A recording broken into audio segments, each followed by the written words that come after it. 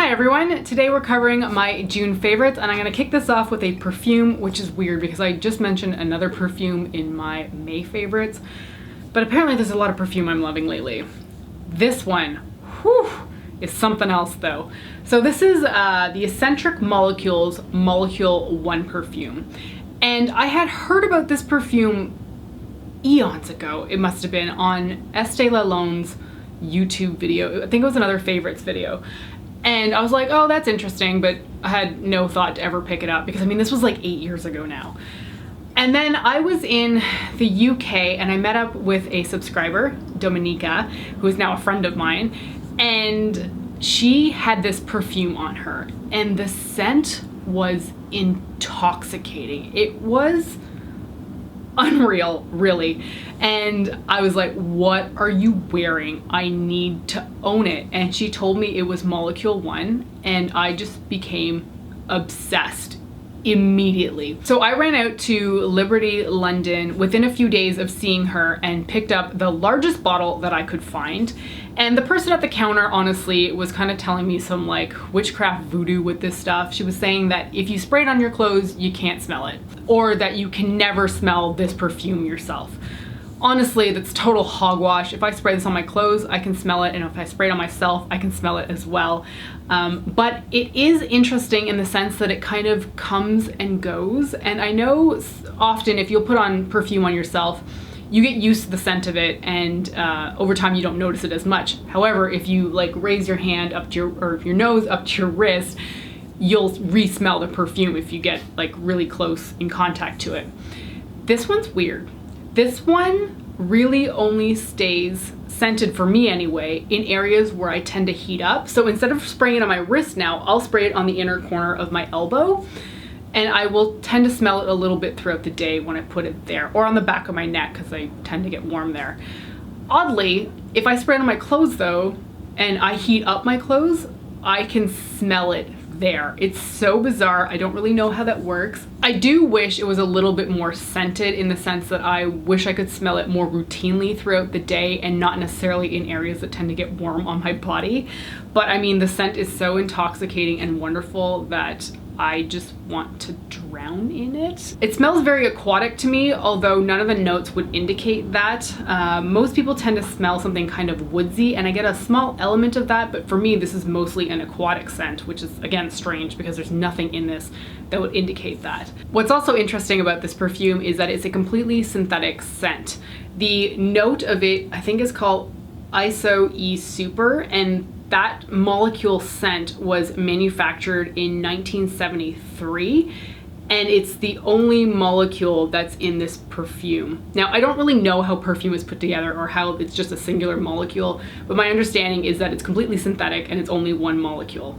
And that molecule is like the best thing that I have ever smelled. The scent of this is just completely ethereal to me. It's wonderful, it's intoxicating, but it's also sometimes deep.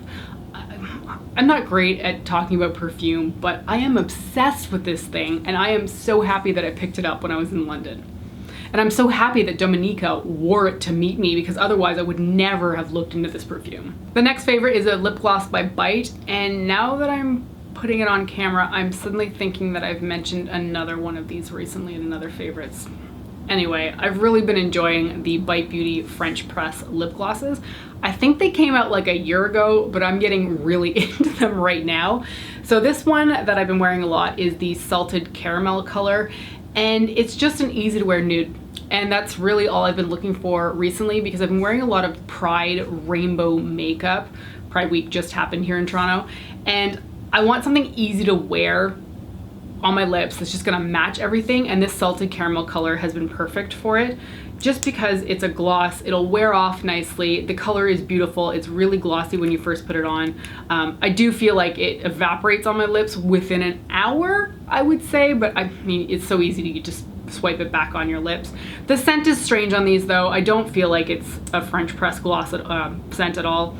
I don't smell coffee. I've mentioned this before, but it smells like freezer burn to me. It's not an unpleasant scent to put on your lips, but it's definitely not a coffee scent. But this is one of the lighter colors. I think maybe I talked about Dirty Chai before, which is also a great color, but Salted Caramel has definitely been my favorite recently. And even though it's quite It's quite a warm shade, I would say. It has been matching a lot of cool tone looks, which is great, and I think that's just because there's a lot of translucency to the color. So although it adds some nude coverage to my lips, it's not opaque, so it glides on and then some of your natural lip color comes out. So I think that helps to sort of work with your lip color and the lipstick color or lip gloss color to work with an eyeshadow color that might be quite vibrant, because as I said, I've been wearing a lot of rainbow looks, and this one has just really been good to complement all those looks. In talking about Pride, I have to mention some glitter products that I have been really enjoying in the last month. The first two are glitters that I just picked up at IMATS London. They are by Stargazer, and they are glitter shakers for hair, body, and party application. Which I think basically means that these are not eye safe. So if you're gonna wear them around your eyes, wear them with caution. So I have two shades here that I've been using together. One, I think this one's the pink one, although it has magenta and yellow in it. And then the blue one here has purple, cobalt, aqua, and yellow in it. And what I've been doing with these is creating like a slash of rainbow confetti across my face. I'll put a picture up so you know what I'm talking about. I just sort of came up with it on Pride Friday without really thinking about what I was doing. I was just like, oh, I haven't used these yet. Let's see what I can do with it. And the look was so beautiful. What I ended up doing was taking a lash glue and dotting that on my face, and then taking these little circular specks and just putting them on top of the lash glue. And I was using them together because I wanted the look to be a bit more of a rainbow, because this one's more blue and then this one is more pink, but if you put them together, the colors do actually look like more of a rainbow. I mean, I think I'm missing an orange, but it still worked out. And wow, I mean, there's different pieces in here. They're all circles, but there's a large, a medium, and a small circle in both of them. And if you put that together all over your face, it just looks like a lovely sparkly rainbow. And they're not all too chunky and they're not all too small. And it is a bit tedious to put it together, but I was just so happy with that look that I think I redid it either twice or maybe 3 times throughout that weekend, just because I was like, this is so cool. And I will probably film it as a tutorial for Pride next year because it was so neat, and I just want to add it to like my Pride collection of tutorials. So I really enjoy these, but again, I would not put these directly on my eyelid. I put them sort of like close to my eye, but the lash glue was holding it in place. I would not put these on the lid just because the larger circles look like they might actually cut you. So exercise caution if you're going to be using these. I think Stargazer has a whole bunch of other glitters, and I am interested in picking them up now because these were so lovely, and they weren't expensive either. I feel like for the two of them together, I only paid £5. And the last item I have to talk about is this Balm by Bite Beauty. This is their new Agave Plus Nighttime Lip Therapy. It's in this really sturdy packaging, and you twist it off and you get a huge amount of product in here. There's 15 grams actually, which is incredible. That is a lot, and I'm not gonna finish this anytime soon. But I've been using this at night as a lip healer, basically. I always go to sleep with some kind of lip balm on, and this one was next to my rotation, and I've been using it for about 3 weeks now, and it is so lovely. The scent of it, oh, it's so good. It's so sweet. It makes me want to eat it, really, but it's just such a lovely, thick, sweet scent. And this does wonders for my lips to heal them overnight, especially if I'm wearing like a dry lipstick throughout the day. I always like putting a balm on at night, and this one has been especially good.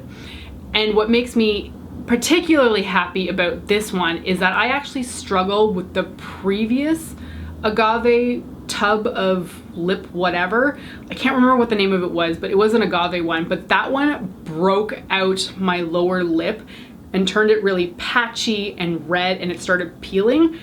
This one does not do that. And I was initially quite concerned because there are some agave products that just seem to react poorly with my lips, but this is not one of them. And I used it for 3 weeks straight to make sure that it was not going to do anything with my lips, because I feel like when I used the agave balm last time, I think I used it for 5 days in a row and it was lovely. And then I feel like on the 6th day, it started to react and something just was not working between the balm and my lips. This one though, perfectly fine. It heals my lips, it keeps them hydrated and smooth, and seriously, the scent is one of the loveliest aspects. It's such a good smell. And actually, there's a little bit of orange in there, I feel like. Yeah, chocolate orange maybe? Oh, it's a good scent. Anyway, I'm really happy with this Agave Plus range. This has done great stuff for my lips. All right, that is it for my favorites for the month of June. Thank you so much for joining me today. I hope you found this interesting, and I will see you next time. Bye.